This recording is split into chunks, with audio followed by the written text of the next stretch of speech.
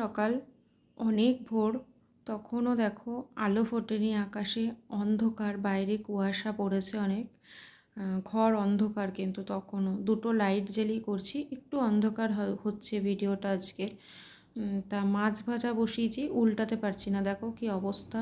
মানে কি বলবো, তলায় লেগেও গেছিলো, এত তাড়াহুড়ো করছি আর ঠান্ডায় না হাত পা চলছে না। যদিও সেইভাবে ঠান্ডা কিন্তু এখনও পড়েনি, তবু ভোরের দিকটা একটু ঠান্ডা লাগে। এখন 5:30 বাজে।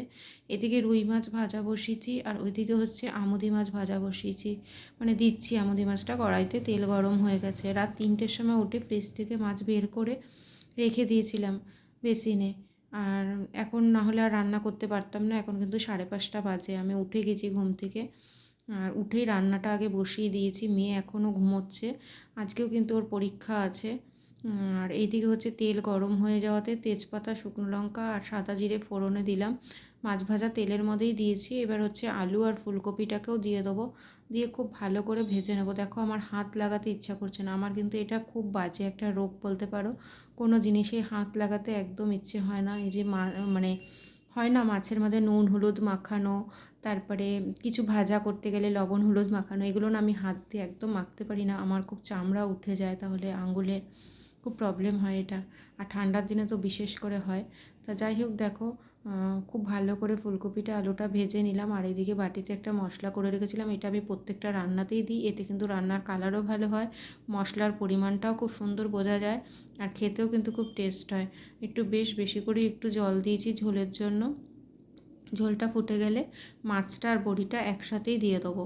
আর ওইদিকে দিলাম ঝোলটা ফুটতে ছোটোটাতে। আর এইদিকে হচ্ছে এই যে কড়াইতে তেল গরম করে নিয়েছি, এই যে আমুদি মাছটা করব। সরি, খুব ঠান্ডা লেগেছে জানো তো বন্ধুরা। মানে কি বলবো, এত ভোরবেলা উঠছি তো ভোরের ঠান্ডাটা লেগে যাচ্ছে।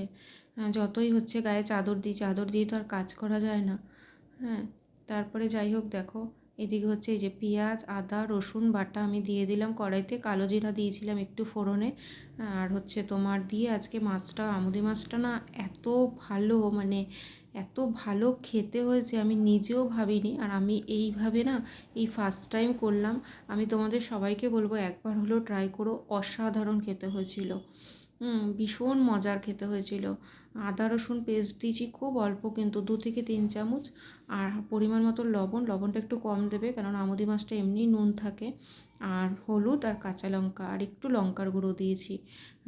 মানে একটু ঝাল ঝাল না হলে না এই মাছগুলো তো ভালো লাগে না।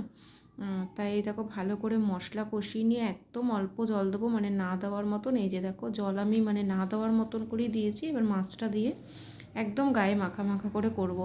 ভীষণ ভালো হয়েছিল, বিশ্বাস করো, খেতে ভীষণ ভালো হয়েছিল। তোমরা একবার হলেও ট্রাই করো এইভাবে। আমি আমার মেয়ে দুজনেই ভীষণ ভালো খেয়েছি মাছটা। আমার মেয়ে কিন্তু এই মাছ খায় না, তাও ও আজকে খেয়েছে। আজকে বরং আমরা রুই মাছটা খাইনি, এই মাছটাই খেয়েছি। আর এদিকে হচ্ছে ঝোলটাও ফুটছে। আর এদিকে তাড়াহুড়োও করছি, স্নান করব পুজো করব। মেয়েও উঠে গেছে, ওকে একটু গরম জল করে দিলাম।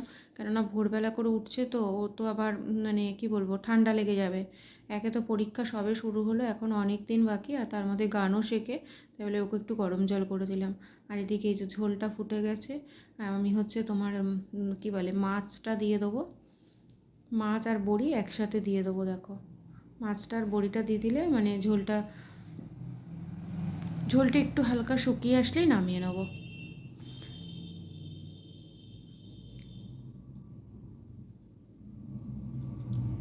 এই মাছটা খেতে কিন্তু খুব ভালো লাগে। আর আজকে প্রথম এই ঠান্ডাতে আমি ফুলকপি দিয়ে আলু দিয়ে এইভাবে মাছের ঝোলটা করলাম, এটা খেতে ভীষণ ভালো লাগে। এদিকে আমুদি মাছটাও কিন্তু এক পিস মানে একটা পাশ হয়ে গেছে, আর একটা পাশ একটু উল্টে দিলাম।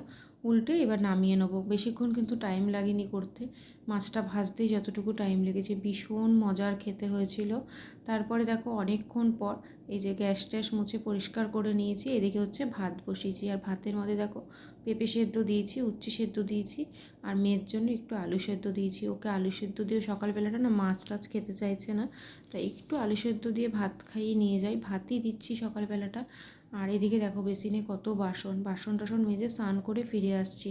5টা মিনিট সময় দাও, ঠিক আছে। দেখো স্নান করে চলে আসলাম, এসে পুজোও করে নিয়েছি। এবার হচ্ছে একটু চা খাবো। দোকানের পুজো ঘরের পুজো সব পুজো কমপ্লিট। আর মেয়ে যে পড়তে বসেছে গায়ে চাদর মুড়ি দিয়ে, পড়ছে কম, বাইরের প্রকৃতি দেখছি বেশি। তা যাই হোক, এই যে চা করে নিয়েছি, চা খেতে খেতে আজকে বিদায় নিয়ে নেবো তোমাদের কাছ থেকে। তোমাদের যদি ভিডিওটা ভালো লাগে তাহলে হচ্ছে লাইক কমেন্ট শেয়ার করে দিও। টাটা।